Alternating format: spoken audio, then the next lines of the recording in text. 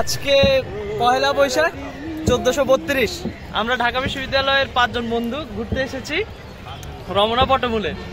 তো আজকে এখানে এসে একটা জিনিস ফিল করলাম যে আমাদের একটা রিউমার বা মিথ্যা প্রচলিত আছে আমাদের সমাজে, বা অন্তত আমরা এইটুকু বলতে পারি যে আমাদের সমাজে যে রিউমার বা মিথ্যা কথাটা প্রচলিত আছে সেটা হচ্ছে ঢাকা বিশ্ববিদ্যালয়ে আসলে কখনো কাউকে সিঙ্গেল থাকতে হয় না।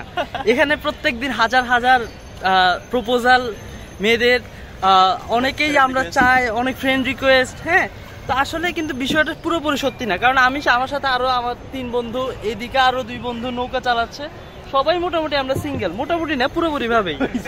তো আসলে কথা বলতে বলতে আমরা একদম মানে হতাশা একদম দ্বার প্রান্তে চলে এসেছি একদম, আর নৌকাটাও লেগে যাচ্ছে হতাশায়।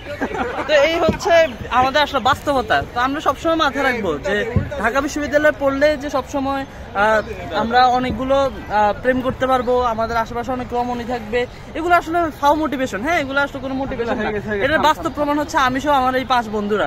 তো সবাই ভালো থাকবেন, সুস্থ থাকবেন, রমণী থেকে দূরে থাকবেন, রমনা থেকে দূরে থাকবেন এবং রিউমার থেকেও দূরে থাকবেন। আল্লাহ হাফেজ।